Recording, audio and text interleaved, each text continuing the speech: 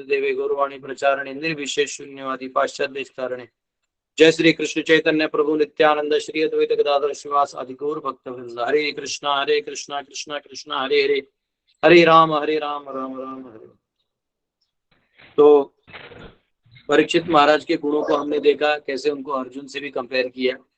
आप में से किसी ने कल कार्तवीर्य अर्जुन के बारे में पूछा था। तो कार्तवीर्य अर्जुन, इन्होंने पूरे 7 द्वीपों पे राज किया था और इनके हजारों हाथी से इनको सहस्त्र बाहु अर्जुन भी कहते थे। और एक्चुअली इनका नाम अर्जुन था, लेकिन इनके फादर का नाम कृतवीर्य था, तो इसलिए कार्तवीर्य कहते हैं, उनका बेटा। और इन्होंने रावण को तो ऐसे ही दबोच लिया था। एक बार रावण को कैप्चर करने आया था, तो रावण को ही ऐसा दबोच लिया। ये सब कुछ चीजें हैं। तो वो एक समय के बहुत बड़े रूलर थे और ऐसा कहते हैं कि इनका तेज सुदर्शन की तरह था, बहुत तेजस्वी थे। तो ये बस थोड़ा सा इंफॉर्मेशन मिला है। हरे कृष्ण। तो आइए हम सब 22वें श्लोक से लेंगे, 22वें से लेंगे। ये शायद, हाँ, वर्स नंबर 22। मृगेंद्र इव विक्रांतो निषेव्यो हिमवानिव तितिक्षु वसुदेवासौ सहिष्णु पितरा इव। This child will be as strong as a lion and as worthy a shelter as the Himalaya mountains. He will be forbearing like the earth and as tolerant as his parents.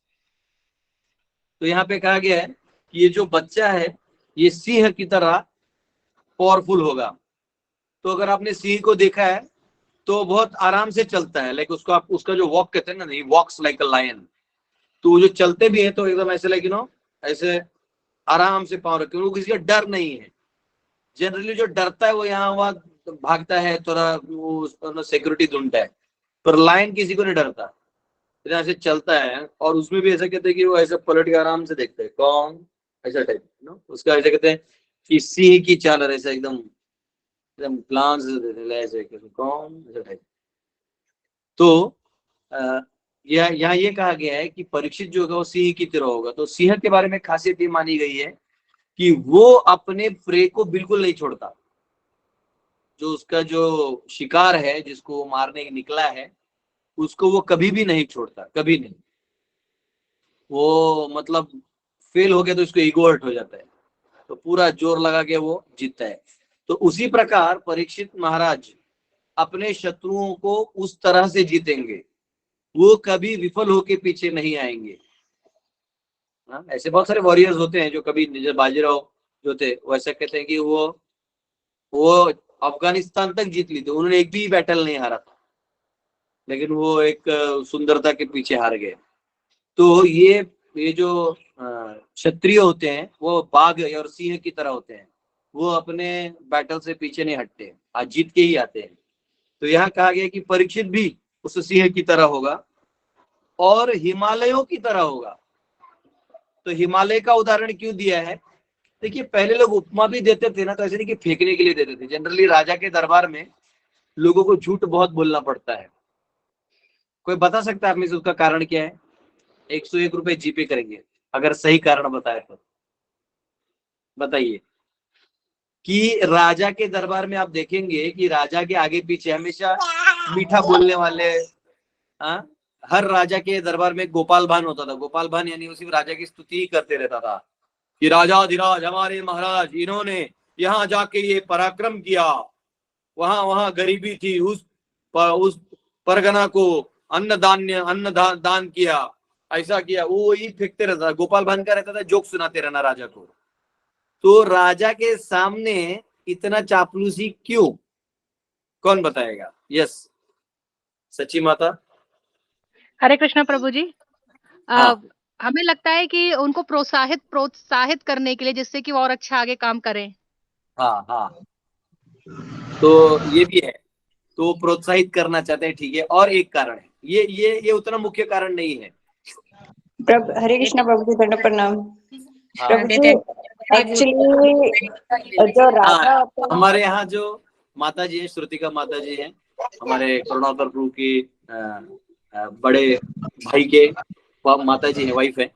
तो इन्होंने answer दिया है कि बड़ा post मिलना चाहिए हमें, वो आशा रहती है कि हम राजा का चापलूसी करेंगे तो बड़ा पोस्ट मिलेगा।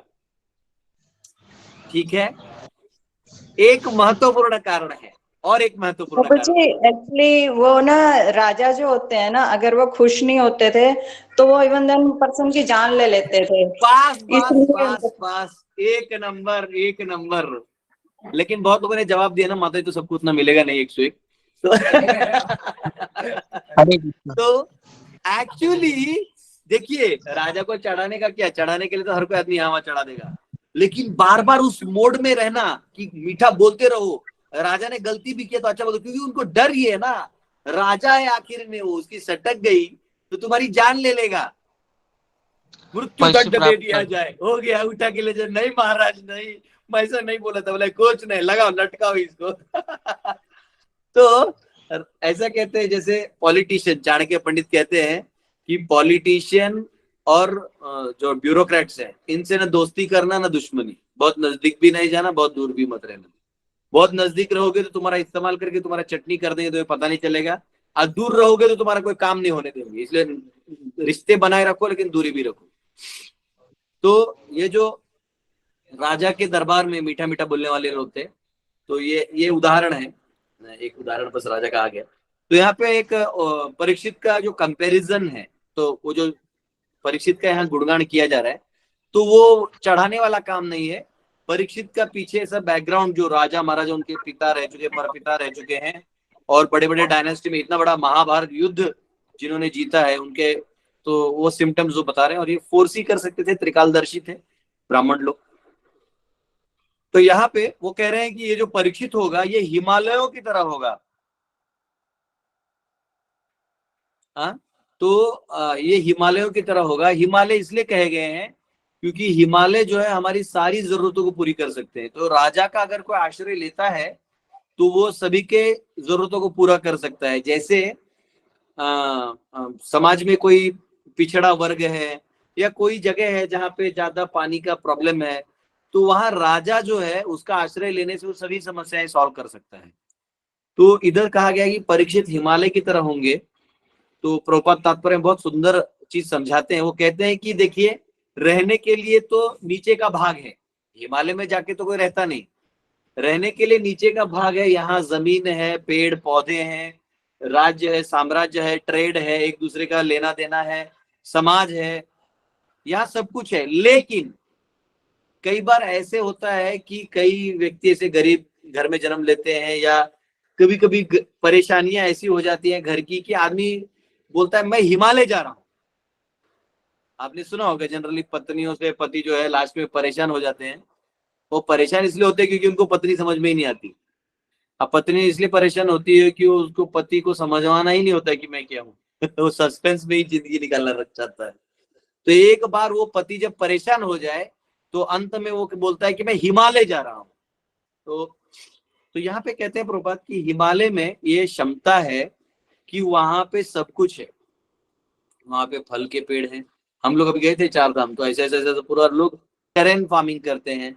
और हिमालय में ज्यादा करके क्योंकि पहाड़ियां हैं तो ज्यादा लोग नहीं रहते, तो वहाँ मेडिसिनल हर्ब्स भी हैं, दवाइयां भी हैं।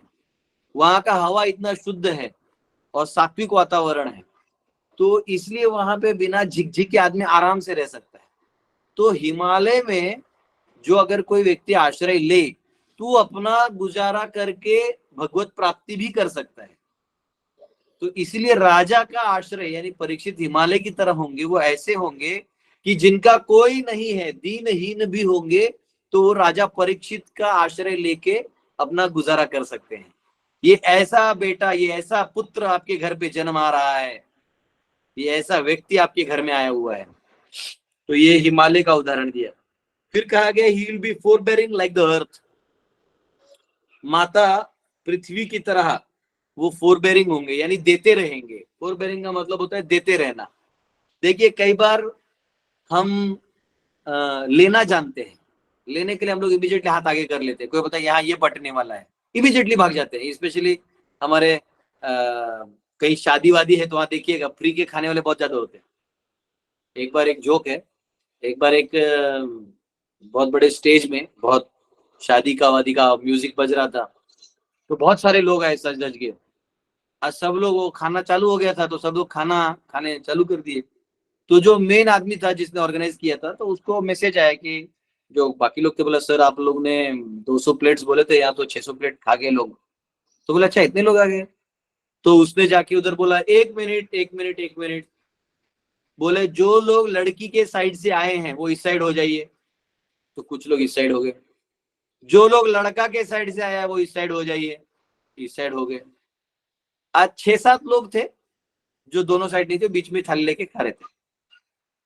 तो दोनों जगह देखा, बोले नलायकों, मेरा बर्थडे पार्टी है, इधर लड़का लड़की का साइड है ही नहीं, निकलो यहां से। तो फ्री का खाना मिल रहा है। देखिए भारत का एक खासियत है, आप कहीं भी जाके प्रसाद खा सकते हैं, आपको कोई मना नहीं करता जनरली। आपको अगर भूख है ना, बस एक बाइक खरीद लीजिए, आप घूमते रहिए, जहां जहां शादी हो रहा है, जहां जहां पूजा हो रहा है, मुंडन हो रहा है, बस जाके भोज खाते रहिए, आपको कहीं भूखा नहीं रह सकते। आपको भारत सरकार का रेशनिंग कार्ड लेने का भी जरूरत नहीं है, ठीक है। तो यहाँ पे वो कह रहे हैं कि फोरबेरिंग, माता धरती जो है ये फोरबेरिंग है, देते रहती है। आप देख लो कितना सोना देती है, हीरा देती है, जो अनाज है वो माता देती है। और ऐसा नहीं, वो देखती है कि अभी प्रबोध बोल रहे हैं कि जैसे लोग न्यूक्लियर वेपन बना के एक दूसरे से लड़ रहे हैं, प्रेशर क्रिएट कर रहे हैं, आग लगा रहे हैं। दो धार्मिक पंथों में विचारधाराओं का लड़ाई है, समाज व्यवस्था का लड़ाई है। कोई कट्टर है तो कोई सौम्य है, तो सौम्य सहन कर करके परेशान है, कट्टर चिल्ला चिल्ला के परेशान है। और इतना धरती पे लोग पाप किए जा रहे हैं, हर प्रकार का पाप कर रहे हैं। और पाप करते करते करते वो इतना धरती पे बोझ हो गया, फिर भी धरती माता आज भी आपको सब कुछ देती है, अनाज देती है। आपको कपड़ा पहनना है तो रुई देती है, कापूस देती है। जूट, बंगाल में जूट बनता है तो जूट का वो डंडा देती है, क्या नहीं देती है। अहेतु की कृपा है माँ धरती की। हाँ, धरणी माता जो है इनकी अहेतु की कृपा है। इसलिए ऐसा कहते हैं शास्त्रों में कि सुबह उठ के धरती माता को प्रणाम करना चाहिए, हाथ नीचे रख के धरती माता को प्रणाम करके। वो एक श्लोक है सुंदर है, उसमें कहते हैं समुद्र वसने देवी पर्वत स्तन मंडले विष्णु पत्नी नमस्तुभ्यम पाद स्पर्शम क्षमस्व में, कि मेरा पाद जो है अब आपके ऊपर मैं चलने वाला हूँ, मुझे क्षमा करें। और आप हमारी माँ हैं, आप हमें इतना सब कुछ देती हैं, आप विष्णु की पत्नी है स्वयं, फिर भी आप हमारी जननी है, आप हमें देती रहती है। तो ये कह रहे हैं कि परीक्षित महाराज भी सिर्फ देने वालों में से होंगे, कि लो और लो। एक होता है कि आदमी स्टॉक करता है, अपना चिंता करता है कि मेरा आगे का क्या। तो यहाँ कह रहे हैं कि परीक्षित महाराज फोरबेरिंग होंगे, देंगे। अभी मैं यहाँ घर पे बैठा था, वो जो छोटी बच्ची जिसको भी आपने वीडियो में देखा, वो कहीं नहीं घर से कहाँ से 1-1 रुपए के सिक्के उठा के सबको बांट रही थी, हमको और बच्चों को। मैंने बोला ये जो एटीट्यूड है ये बहुत अच्छा एटीट्यूड है। बात 1-2 रुपए की मेंटालिटी की है। जो व्यक्ति देते रहता है ना, उसको उसके जो भी बॉडीली नर्वस सिस्टम है ना, ये भी अच्छा काम करता है। आज जो एकदम कंजूस होता है, मक्खी चूस होता है, दबा के रखता है, टेंशन लेते रहता है, तो उसका शरीर भी जो है ना अंडर परफॉर्म करता है। फिर वो शरीर में दवाई में पैसा चला जाता है। पैसा तो आपको ऐसे भी जाना है, तो शरीर में जाना है कि समाज में जाना है वो आपने तय करना है। तो ये बहुत इंपॉर्टेंट फैक्टर है।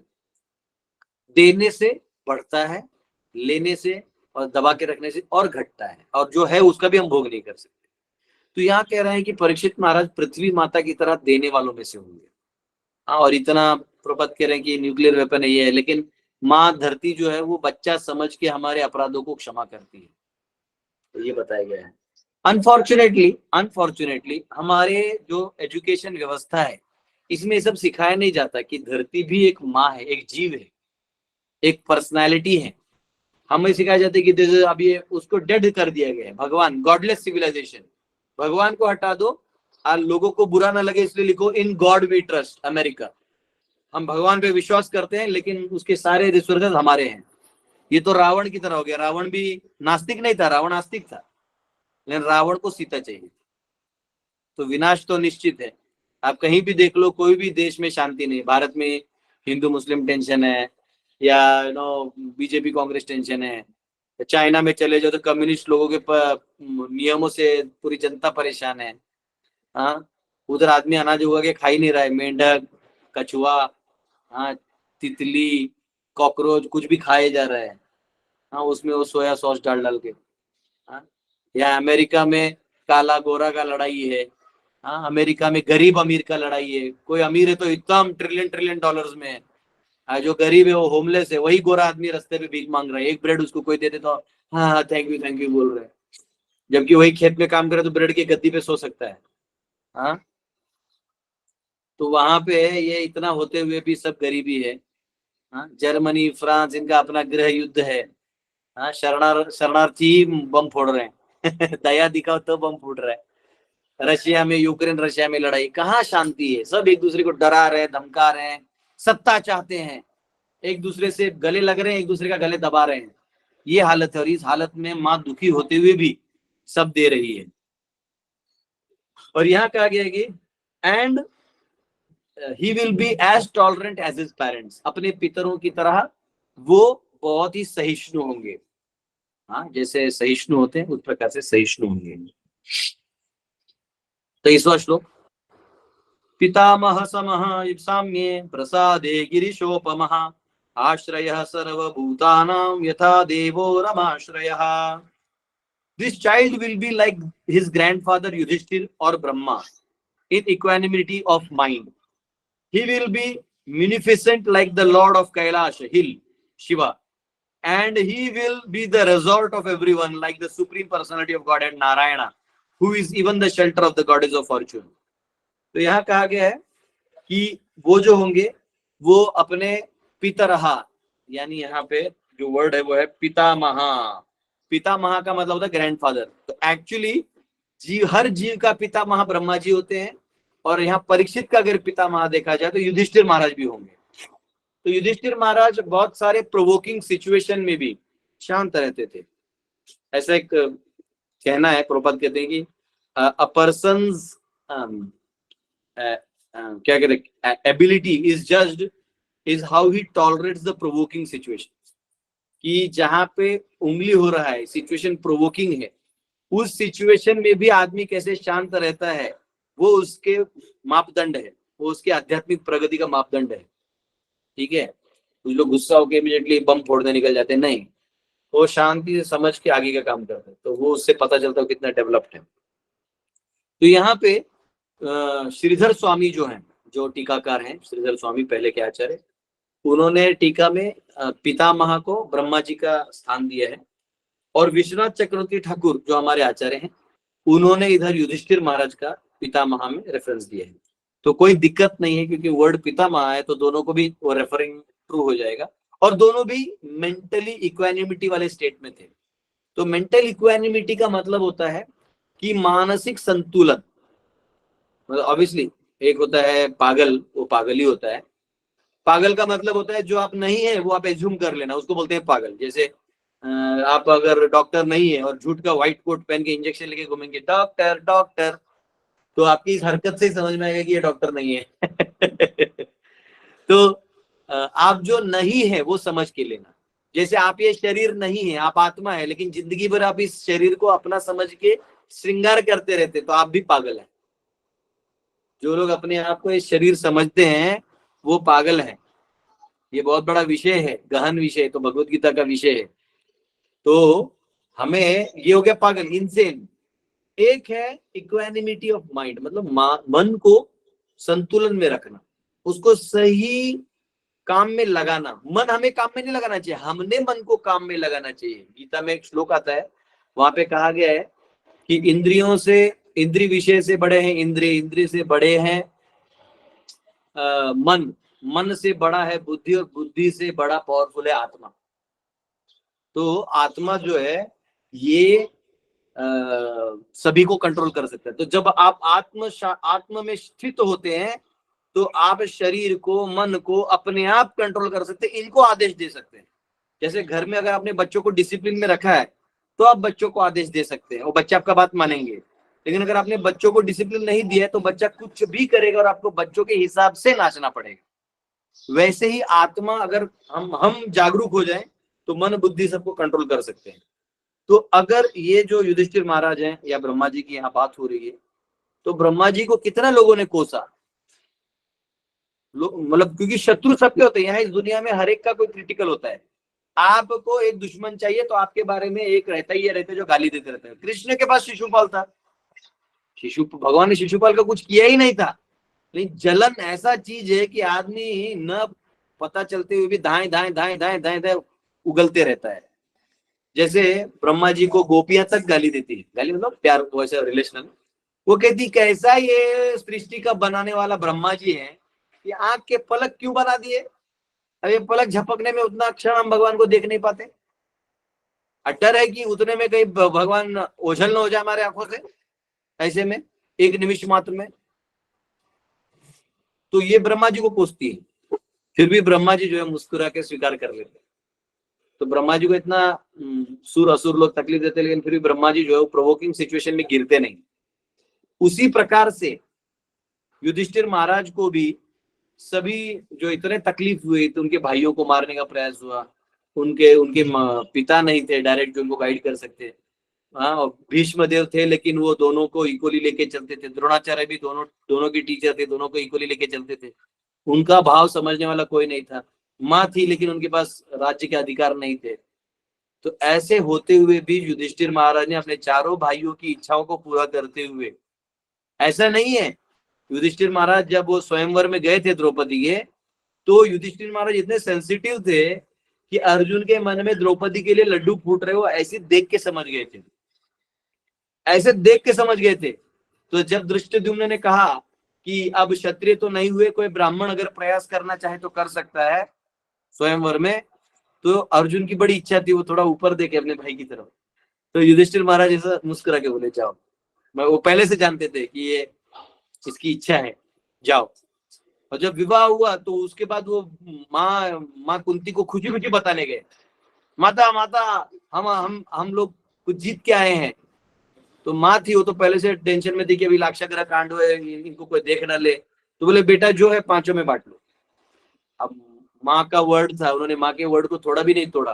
उन्होंने सीधा बोला माँ तो मैं और भीम संन्यास ले लेते, क्योंकि ये उससे तो हम विवाह नहीं कर पाएंगे, वो अर्जुन की पत्नी है, तो हम दोनों संन्यास ले लेंगे तो अर्जुन विवाह भी कर लेगा। और लेकिन अर्जुन अगर विवाह कर लेता और ये दोनों संन्यास ले लेते तो दुर्योधन अपने आप बड़ा बन जाता ना, तो दुर्योधन के रास्ता खाली हो जाता, तो भगवान ने नहीं होने दिया।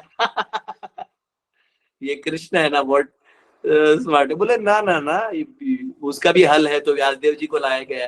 देखिए संत ऋषियों का यही काम है, जहां भूल कॉम्प्लिकेट हो जाए वहां संत ऋषि जो आके सारा जो है क्लियर कर देते। उन्होंने बताया कि कैसे द्रौपदी को वर मिला था पिछले जन्म में, उसको 5 पति होंगे, और इस जन्म में तो वो सब पूरा सब क्लियर हो गया।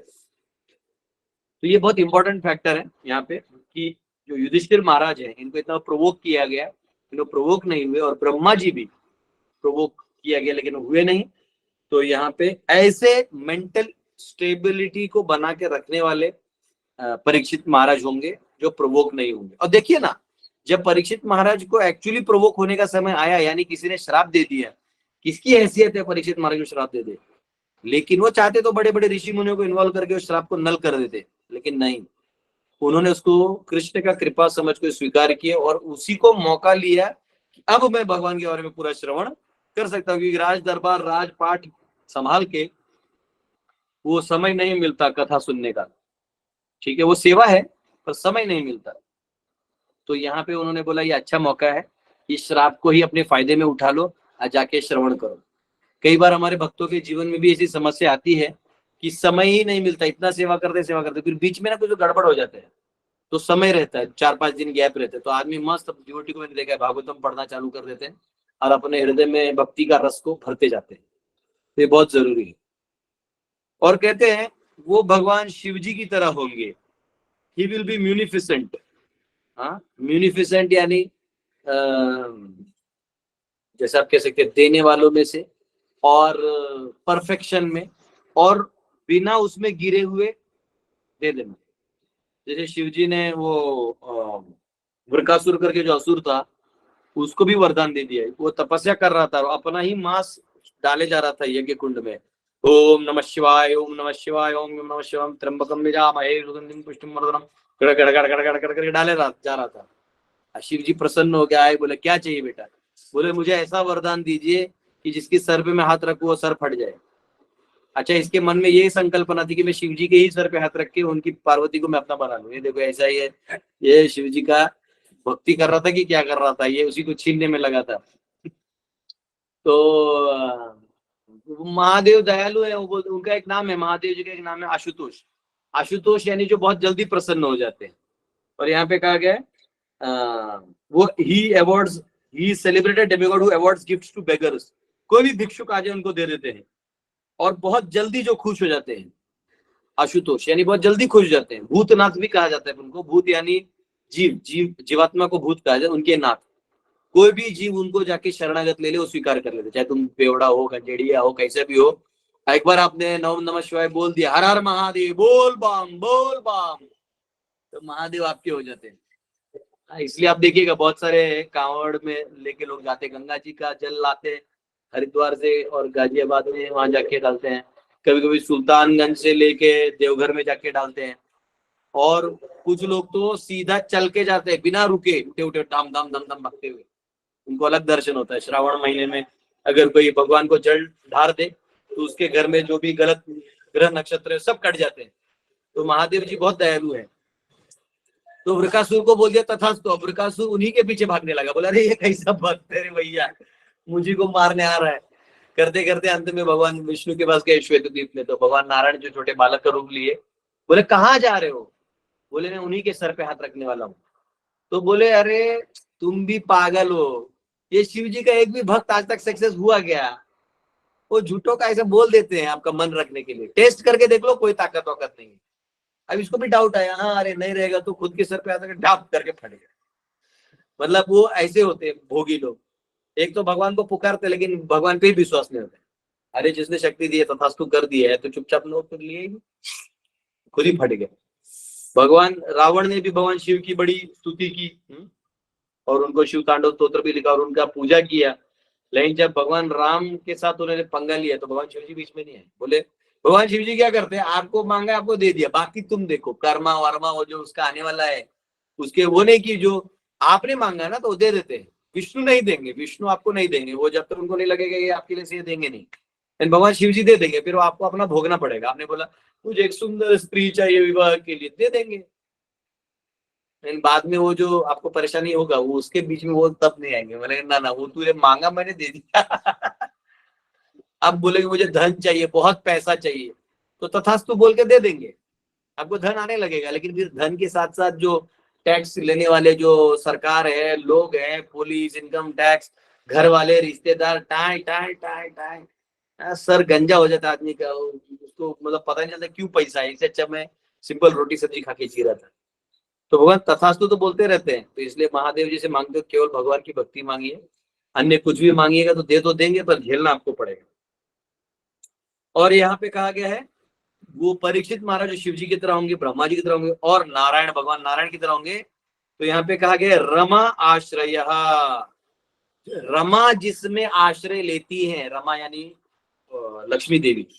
तो जिनमें आश्रय लेते तो रमा का तो आश्रय भगवान नारायण है, भगवान विष्णु है।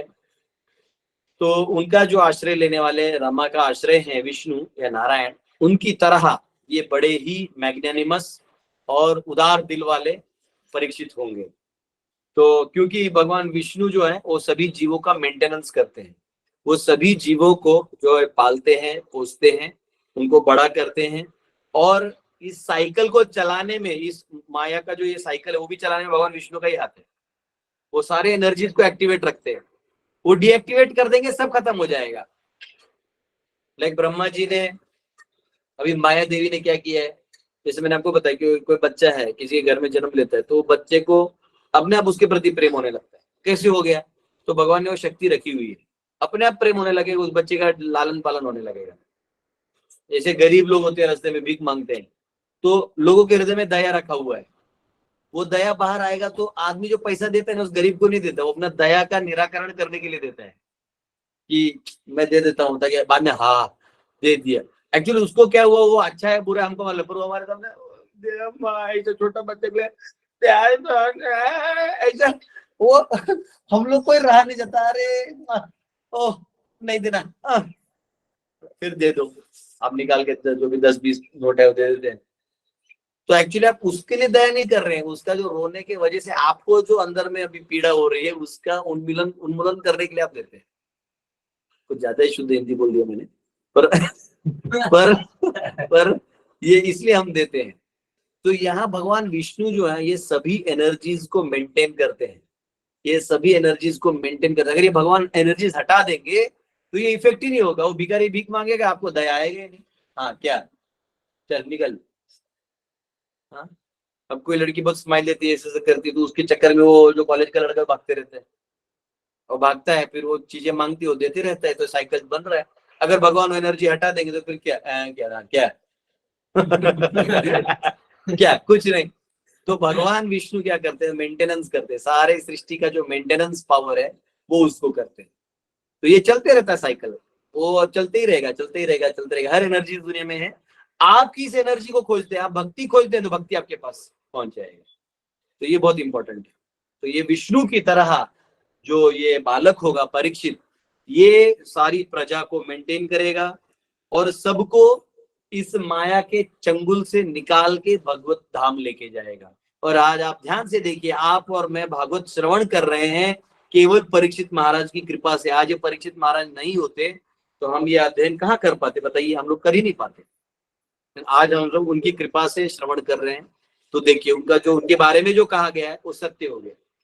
आज उनके चक्कर में कलयुग में जितने लोग हैं वो कलयुग में उद्धार होते जाएंगे। तो कलयुग में जब वो राजा थे तभी का उद्धार नहीं किया, उन्होंने जितना एंड तक था तब तक का सारा उद्धार किया। अभी वो कलयुग अंत तक जब तक चलेगा, भागवत चलते रहेगा, तब तक सबका उद्धार होगा। इसलिए प्रचार बहुत जरूरी है, एक वैष्णव बनना बहुत जरूरी है। परीक्षित महाराज ने अपने कुल का नाम कर दिया, वही वो सिर्फ राज्य शासन करते, सोना तिजोरी भर लेते, अब क्या, मर गया, खत्म। लेकिन जब उनके ऊपर आए तो उन्होंने भागवत का महा जो धन है वो हमको दे दिया, बांट दिया। और देखो बेनेवलेंटली बांट दिया, बिना कुछ मांगे। आप परीक्षित का झंडा थोड़ी लगाते घर पे, लेकिन फिर भी आपको दे दिया, बेनेवलेंट लाइक मदर। बहुत बहुत धन्यवाद आपका। हरे कृष्णा। कोई क्वेश्चन है तो पूछ सकते हैं।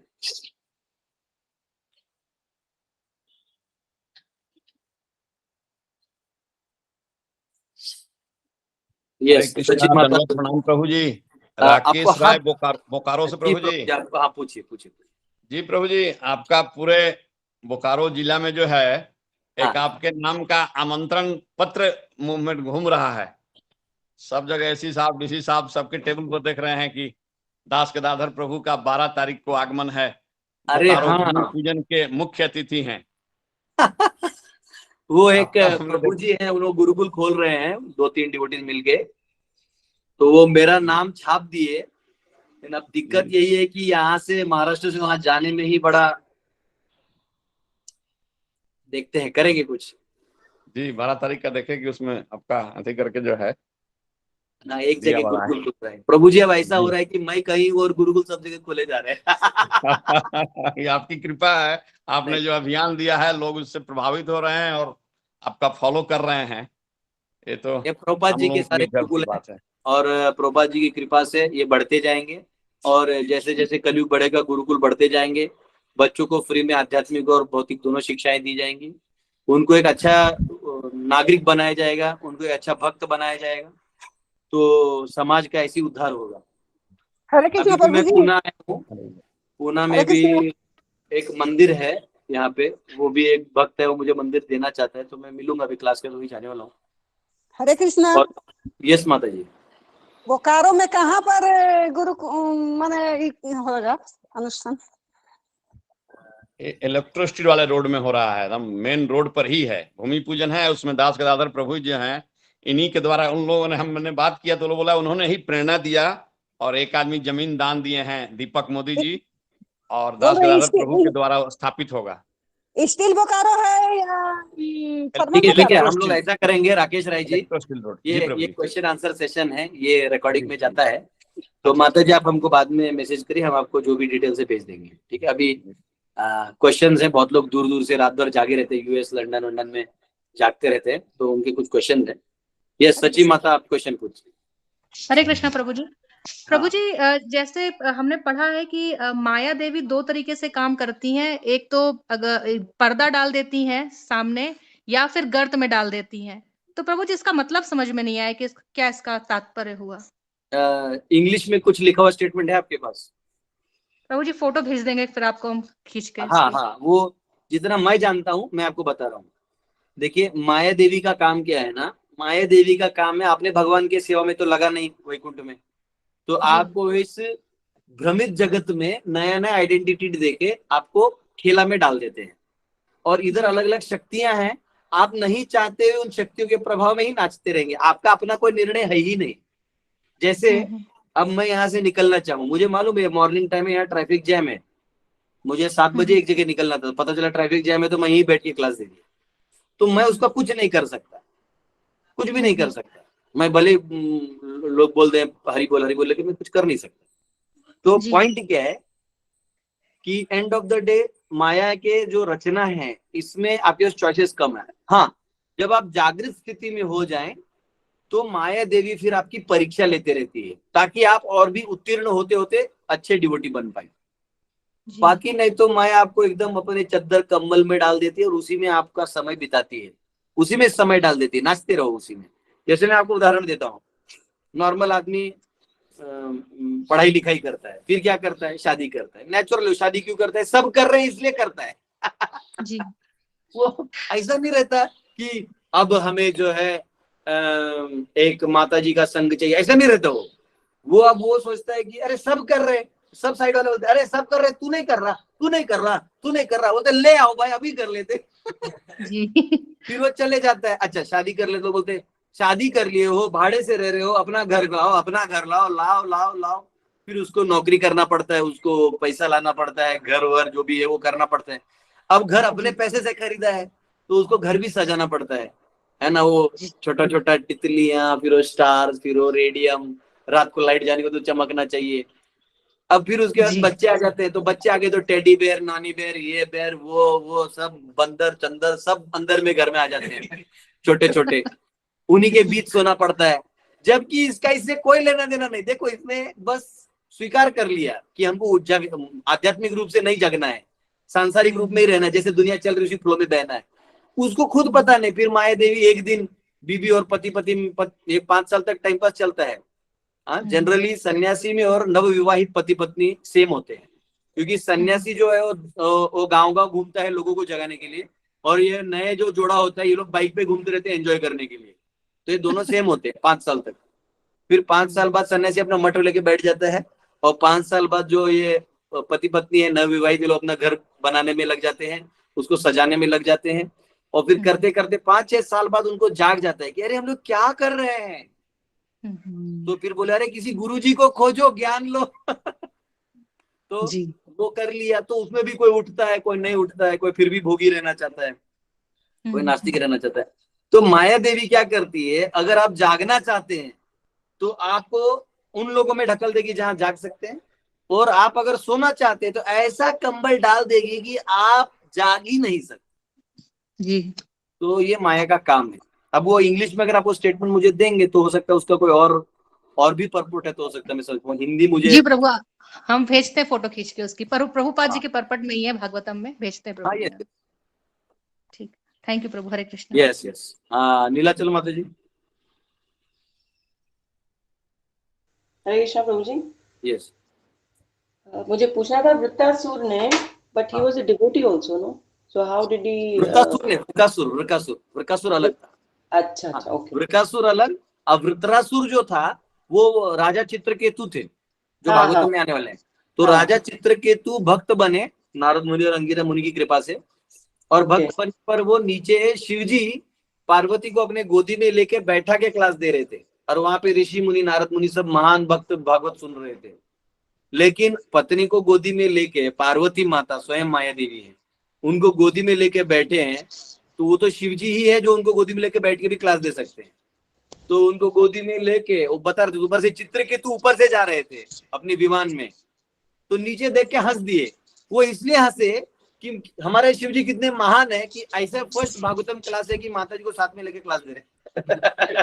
तो वो बेचारे निश्चल भाव से हंसे, ऐसे उनके मन में कुछ और नहीं था। लेकिन पार्वती जी को गुस्सा आया। इसलिए कभी भी किसी गृहस्थ के बारे में कुछ भी कमेंट करना तो याद रखना वो एक नहीं दो है।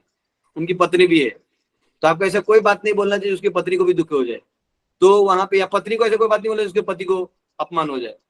तो उनको पार्वती ने देख लिया, गुस्सा किया, उन्होंने श्राप दिया कि जाओ तुम असुर बनोगे। तो वो डर गए, वो डरे नहीं, वो ये सोचे कि अरे ये मेरे तरफ से जरूर गलती हुआ है, तो उन्होंने हाथ जोड़ लिया, बोले माता आप जैसे चाहें। तो उनका अगला जन्म जो है वृत्रासुर का हुआ, और वृत्रासुर के रूप में उन्होंने जो है वो आदमी खाते थे। सोचो ब्रेकफास्ट लंच में जो आदमी खाता हो और चैंटिंग कर रहा हो, कैसा डिवोटी है, वाह मस्त नॉनवेज डिवोटी है, कह रहा है नो चैंटिंग, हरे कृष्ण, इस्कॉन का बेस्ट डिवोटी हो, कह रहा है मस्त। लास्ट में उसको मारने के लिए दधीची ऋषि को अपना हड्डी देना पड़ा, देवता ने उसका अस्त्र बनाया, लेकिन इंद्र को इतना लात मार देता था ये कि इंद्र दूर दूर जाके गिर जाता था। तो वृत्रासुर ने खुद बोला, अरे इंद्र तू देवता है, तुझे वैकुंठ जाना चाहिए, मैं तुझे इतना भी पता नहीं, तेरे पास जो अस्त्र है वो मेरे को मारने के लिए, मार मुझे। तो वृत्रासुर मरना चाहता था ताकि वो इस शरीर से मुक्त हो जाए और वैकुंठ चले जाए। तो ये वृत्रासुर अलग है, ये वृकासुर था, ये किधर का ही लोकल प्रोडक्ट था, शिव जी का भक्त था वो अपना। और भस्मासुर यही था, नहीं, भस्मासुर क्या पता, नाम ऐसे असुर ना मिक्स होते रहते हैं, तो चेक करूंगा, ये वृकासुर भागवतम में आता है। अच्छा ठीक, हरे कृष्ण। एक सूची डेटाबेस बनाना पड़ेगा असुर और इन लोग का लिस्ट का। ये क्या है ना, कभी कभी तो मैं भूल जाता हूँ, बकासुर, अगासुर।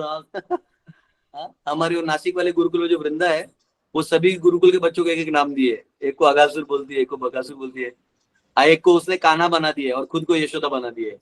तो मुझे लगता है मुझसे ज्यादा असुरों के नाम तो उस बच्ची को पता है। Okay, thank you very much. Manju ji. Hare Krishna Prabhu ji. Yes. Hare Krishna Prabhu ji, मुझे कृष्ण की शक्तियों के बारे में कुछ बता दीजिए। जैसे कृष्ण की अंतरंगा शक्ति, बहिरंगा शक्ति, फिर पराशक्ति, अपराशक्ति, जोग माया, महामाया, इन लोगों के बारे में थोड़ा कभी कभी कंफ्यूज हो जाती हूँ। तो हम आपको किसी क्लास में जब फिलोसफी आएगा ना, हम आपको ये सब बता देंगे, और बहुत जल्दी हम वेदांत सूत्र जन्माष्टमी के बाद से पढ़ाएंगे। तो उसमें तो ये सारे शक्तियां ही आएंगी, तभी कथा होता नहीं रहता, उसमें सिर्फ टेक्निकल पार्ट रहता है, तो उसमें हम आपको पढ़ा देंगे। और वैसे आपको और भी पढ़ना है तो भगवद गीता का मेरे जो लेक्चर्स हैं वो ऑनलाइन वाला पढ़ सकते हैं। उसमें स्पेशली 7वें अध्याय का जो चौथा श्लोक है, चौथा और पांचवा, 7वें अध्याय का चौथा और पांचवा, उसमें मैंने ये सारी शक्तियों का वर्णन ज्यादा किया हुआ है, तो ये आप पढ़ सकते हैं। जी प्रभु जी। ये शीतल माता जी।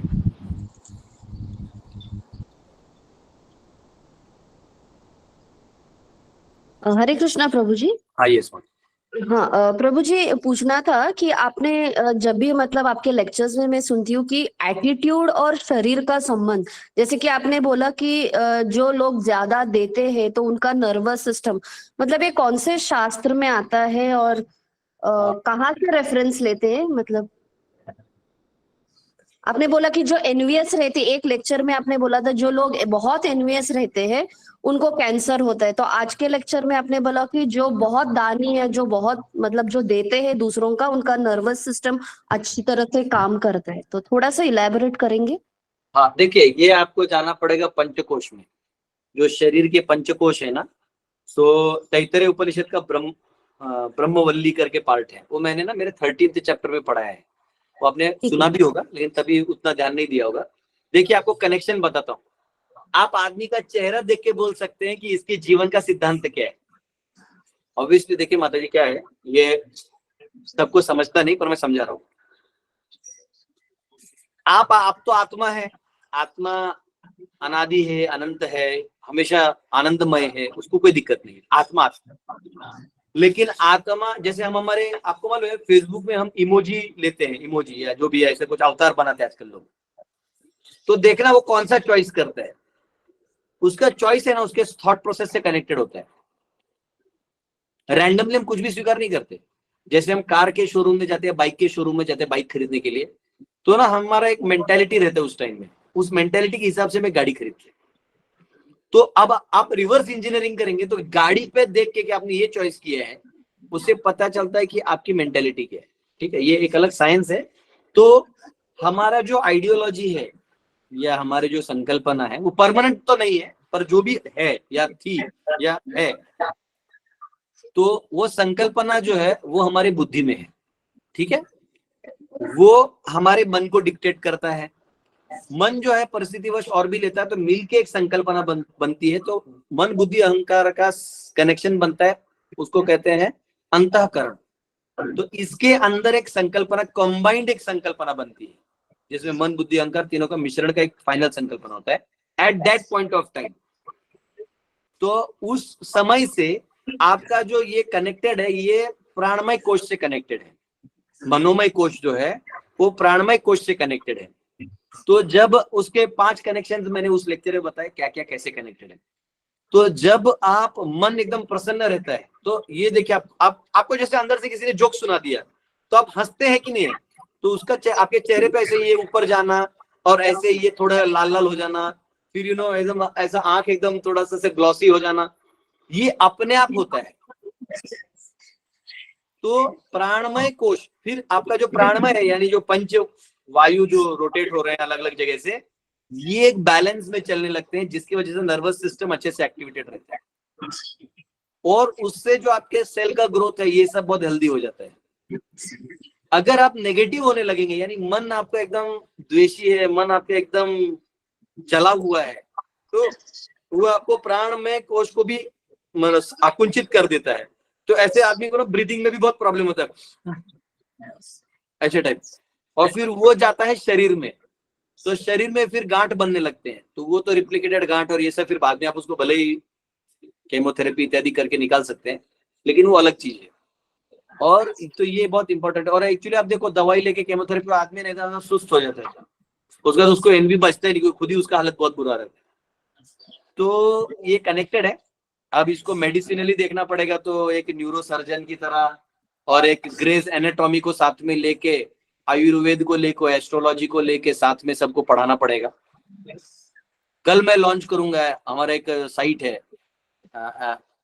एस्ट्रोलॉजी और वैदिक दोनों का मिला के एक नया, एक प्रभु जी है हमारे एक स्टूडेंट है, उन्होंने किया है इसको, तो बताएंगे उसके बारे में कल। तो ये है कि जो आप अंदर में है वो फिर बाहर रिफ्लेक्ट हो जाता है। मराठी में बोलते हैं ना, चेहरा हा मनाचा आरसा है। आपका जो चेहरा है ये आपके मन का सब चीज बता देता है, स्पेशली उसमें आंखें। आपको मालूम है जैसा कोई एक दूसरे को मिलते हैं ना, तो उनका अगर समझो दोस्ती है तो दूर है, समझो मुंबई में ऐसा हुआ है कई बार, लोकल में मैंने देखा कि वहां एक ड्यूटी फीडबैक लेके और मेरे को यहाँ देखा उसने, तो उसकी आंखें ऐसे हो जाती है, हरि बोल। वो बोला नहीं कुछ भी, लेकिन आंखें ऐसे हो गई, मुझे हरि बोल सुनाई दिया, हरि बोल ऐसा, हरि बोल। और समझो अपना कोई दुश्मन है जिससे अपना रोज का लड़ाई है, झगड़ा है, उससे अपना नफरत है, उसने आपके बारे में कुछ गलत बोला है, आपने कुछ बोल दिया, जो भी ना, आंखों से आंख नहीं मिलाता, ऐसे देखते हम लोग ऐसे। तो आपने बोला कुछ नहीं, किया कुछ नहीं, आपने फिलॉसफी यहाँ से बक दी है। तो ये ऐसा है। अब ये बहुत बड़ा साइंस है एक्चुअली, इस पे किसी ने काम नहीं किया है। आप करेंगे तो आपको नोबेल प्राइज मिलेगा, और वो नोबेल प्राइज है कि आपको वैकुंठ में जगह मिलेगी। थैंक यू प्रभु जी। यस, हरे यस, हरिंदर माता जी। हरे कृष्ण प्रभु जी। यस प्रभु जी, जो विरक्ति होती है, मतलब किसी चीज से हम लोग जैसे जुड़ते हैं, शरीर से भी नहीं जुड़ना, चीजों से भी नहीं जुड़ना, तो ये कहाँ, किस लेवल तक मतलब इसको समझा जा सकता है कि हमको कृष्ण से जुड़ना है।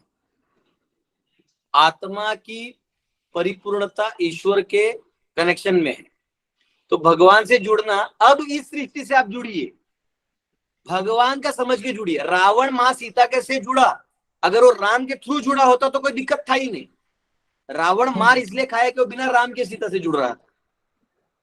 हनुमान जी तो जाके बात किए ना माता सीता से, क्योंकि वो राम के सेवा में थे। तो इस माया को आप सेवा में रख सकते हैं, कनेक्शन बना सकते हैं, प्रोवाइडेड आप ये ईश चेतना में करें, ये सब प्रभु का है, ये भाव से। ईशावास्यम इदम सर्वम यद किंच जगत्याम जगत तेन त्यक्तेन भुंजिता मा गृधः कस्य स्विद्धनम। इस संसार में सब कुछ ईश्वर का है और आपका थोड़ा थोड़ा कोटा रखा है, लेकिन आप इस संसार को भगवान का समझ के आप कुछ भी करें तो कोई दिक्कत नहीं है। लेकिन अगर आप अपना समझ के एक क्षण भी कर ले तो बड़ा पाप है ये चीज। हरे कृष्ण। कृष्ण लाल जी,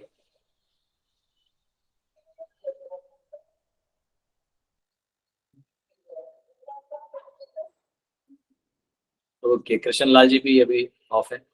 बहुत बहुत धन्यवाद आप सबका। अब मुझे एक जगह जाना है, पूना में एक मंदिर है। कल मुझे नारायण गांव में जो 17 एकड़ मिल गया, और वहां भी हम लोग जन्माष्टमी के बाद एक्टिविटी चालू करेंगे।